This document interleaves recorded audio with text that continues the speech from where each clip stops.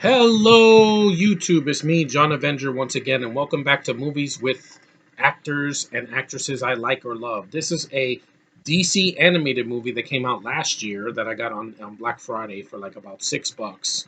It's one I haven't reviewed yet, so I wanted to review it last year, but I was sick. So this is a really fun DC Lego animated movie done by Warner Brothers Home Entertainment, and it was direct to video. Lego Batman Family Matters. Yeah, this is not the Lego Batman movie that came out in 2017 in theaters. This is a different one. This one has Red Hood, Two Face, and a character that I'm not a fan of, but you'll get to that. It also has Nightwing as well. Now, I saw this movie last year in December, and it's a lot of fun. I like that. This has voice actors that I really like, so let's get to it. We have Troy Baker as Batman. He does a good job as Batman. I really like his voice acting. Alison Stoner as Batgirl. She does fine. I mean, she does a lot better than Ruby Rose as that other character. You have Scott Manville as Robin. You know him as the voice of Robin in Teen Titans, Teen Titans Go. You know, he's done a great voice for Robin. This time he's doing Damian Wayne's version of Robin, not Dick Grayson's Robin or uh, Tim Drake. Jason Spisak as Red Hood, Jason Todd. You have Steve Bloom as the voice of the Scarecrow. You have Zach Callison as Billy Batson, aka Shazam. Yeah, this came out before the Shazam Lego movie, which I want to get my hands on sometime. You have Cam Clark as Brother Eye. You have Will Friedle as Dick Grayson. He does a good job as Nightwing here. He's always been a good voice actor for both DC and Marvel. Ralph Garman as Wizard. Tom Kenny as Commissioner Gordon. Tara Strong does a voice here, but she does the weakest character here. You also have Fred Teschiori as Solomon Grundy, and Nolan North as Alfred and Killer Croc, and you have Andre Saglazio as Riddler. So you got a really good, strong voice cast. The plot is pretty simple. Let me read the back here. Ominous notes sent to the Bat family have the nocturnal heroes racing against time to stop the villainous Red Hood. And if you've seen the animated Red Hood movie, you'll know who it is. Who's gathering Gotham City's rogue gallery to enact revenge on the Dark Knight. The Joker's not in this movie. That's one fault I'll give the film. Like, I wish Joker was in here. And that will put Gotham under the watchful and dangerous glare of Brother Eye. Now it's up to Batman to face the past in order to save the future in Lego DC Batman Family Matters. And yeah, the animation is top notch. It's Lego animation. Where they have the little clamp hands and they they could change their hair. It's got a sense of humor, which is what DC needs to have from now on. Now, what the film is a little bit short. It's only 72 minutes long. I think it could be a little bit longer. That's some of the problems that some of the DC movies have. Some of them are way too short. Their live action movies are too long sometimes, but their animated films are too short. They have to have a balance, like maybe 95 minutes or an hour and 40. That's good. Because at less than an hour and a half, they rush through a lot of it. But there's one character here that I have not mentioned that sucks. I hate this character. I've always hated this character. I hated her on their own show last year. She sucked in the crossovers, and that is Batwoman. I don't like this character, guys. I've said it before. I'll say it again. This is the worst female heroine in the DC lineup. The absolute worst. I hate her costume. I hate her red wig. I don't like her voice. Tara Strong's a good voice actress, but she's a better Batgirl than Batwoman. Batwoman is just a knockoff gay version. Who wants that? I don't want that. I'm a man. I'm attracted to women.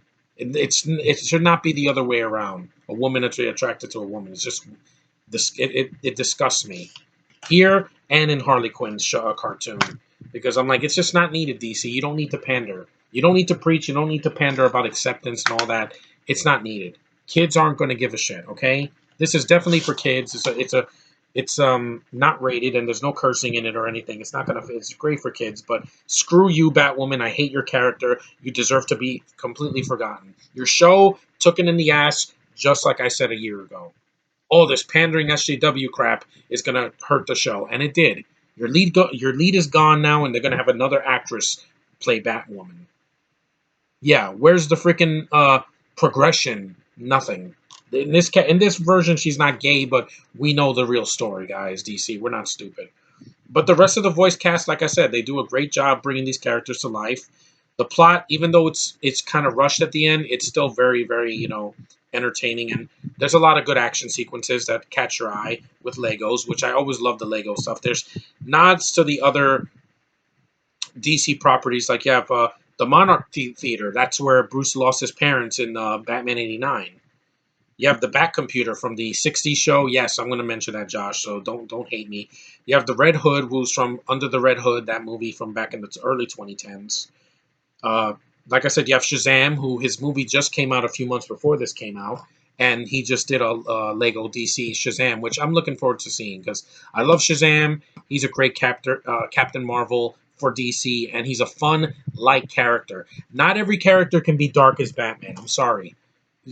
Titans doesn't work darker because it just say, "Oh, fuck Batman, we don't need him." Yeah, and now you do because without him, you get a Batwoman show where you're leeching off of the success of the Dark Knight, and that doesn't work. Batgirl does her own thing. Nightwing does his own thing. Robin did his own thing with the Titans. Why are you trying to make a lesser version of Batman with this thing, with this worthless freaking redheaded BS character? At least she's not in it that much. It says the Bat family, yeah, but to me, she's like the bastard uh, uh, daughter of the Bat family. There's a sense of family in it, just like in the Lego Batman movie, but the Lego Batman movie is better. The only thing I hated in that movie was what they did with Barbara Gordon. They made her some woke SJW version of her, and it didn't work because it felt out of place. It didn't feel like it was a freaking diversity hire, which you have diversity here. You have a Canadian voicing actress, you have some stars from the Disney Channel, you have seasoned voice actors that are both black and white and etc. But just Tara Strong is a better Batgirl, Barbara Gordon, than freaking as Kate Kane. I hate that character, guys. I'm sorry. It's not just her orientation. She's just not interesting. Everything Batman does, she does it 10 times worse. That's why she hasn't had a movie yet in the DCU. And oh, God help you if you try to do that, DC. Oh, your first openly gay or bisexual freaking leading lady. Yeah. Captain Marvel already beat you to the punch. And so did freaking the Supergirl movie from the '80s. Catwoman was garbage, and that didn't have that agenda. And, it's just not. And Harley, they're trying to make her bisexual now.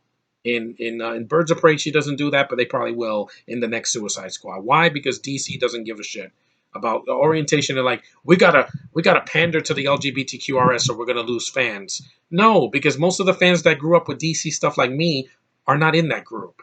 My friend Josh is not in that group. My other friend Josh is not in that group. My friend Anthony and Tevia and all these guys, we don't care about a sexual orientation in a freaking comic book series. We care about badass characters that do interesting things and have interesting story arcs, not your pandering. That was never needed in this freaking universe. Never.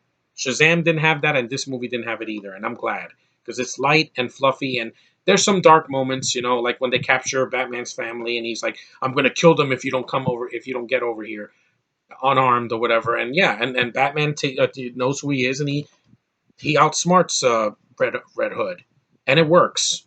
The twist that you see, well, if you've seen Under the Red Hood, you know who the Red Hood is, and it's not that much of a shock. But the movie is good. It's worth a watch. Despite having this worthless character here, the worst DC character, female DC character, right up there with freaking Constantine. I don't care about him either, but he didn't get his own show. They tried to, but it didn't work because they put him on Legends, and the ooga booga bullshit didn't fit with the sci-fi setting. But here, the rest of the characters are good. The voice acting is good. I like these actors mostly, and yeah, it's if you've never seen this, it's worth a watch. This Lego Batman DC Family Matters movie. So that's my review of the Lego DC Batman Family Matters movie from 2019. It came out summer of about a year ago, August 20th, 2019. It's the ninth Lego DC Comics film. They do a good job with these mostly. They really do.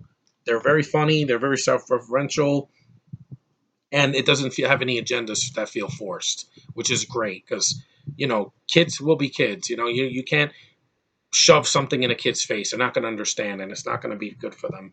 But this is good for them. This is definitely, it's short and sweet, but it has its moments, and it's really entertaining. So watch it if you're in the mood for seeing something that DC did in the past. It's not half of the garbage that they showed last year. But anyway, thanks for watching. Take care, and I'll see you in the next review.